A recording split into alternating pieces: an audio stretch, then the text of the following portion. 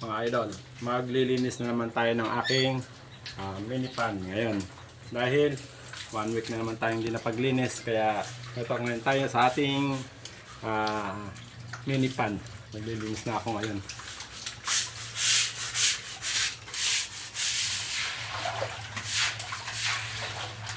Makakita nyo idol, ang dami pa rin silang natitira ngayon. Pero marami na kami na-harvest dito.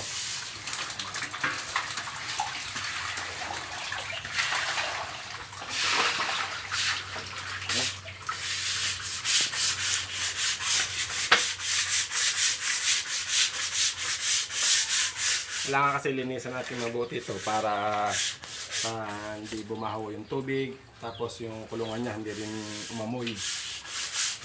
Kailangan malinis para ang mga isda natin ay hindi magkaroon ng pardon, ng anumang sakit na dadapo sa kanila. Kailangan malinis ang ating pan.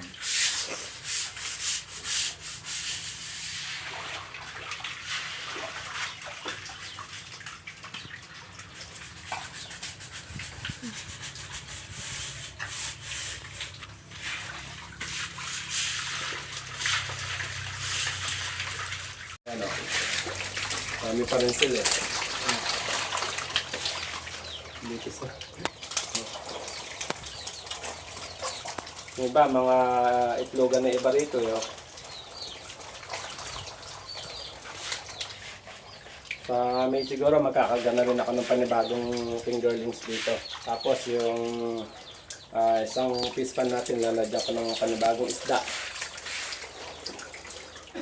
Abangan nyo kung anong isda ilalagay ko ron, malalaki yun. Surprise! Yan. Mga next month ko kakargahan ko yun. Yun ang tinatawag na, meron palang, pwede rin palang alagaan sila dito sa tabang. Bubulol na ako. Yun ay malalaking isda. Nakita nyo sa palengke. Magtatry tayo mag-alaga. Medyo may kamahalan pero siyempre testing tayo doon.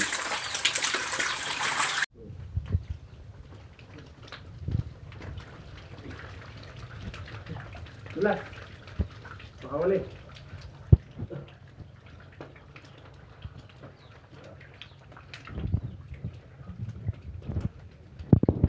Hindi ako sanay mandakma.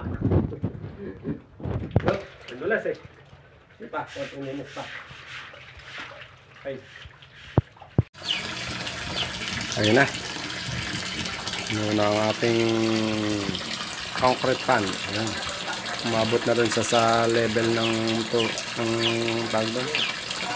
hollow blocks na sukatan niya. Ayan. Pinalubog ko lang.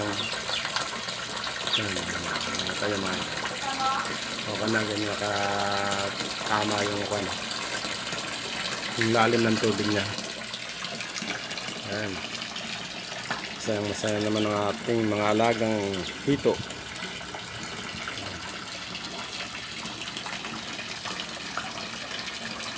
Ayan mga idol, sana naibigan niyo ang aking munting video. Siyempre huwag niyo kalimutang i-like and share at magkomento sa aking na-upload na video para maging updated kayo palagi.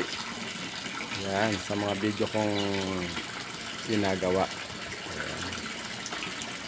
Maraming salamat sa inyo mga idol. Mula Luzon, Visayas at Mindanao.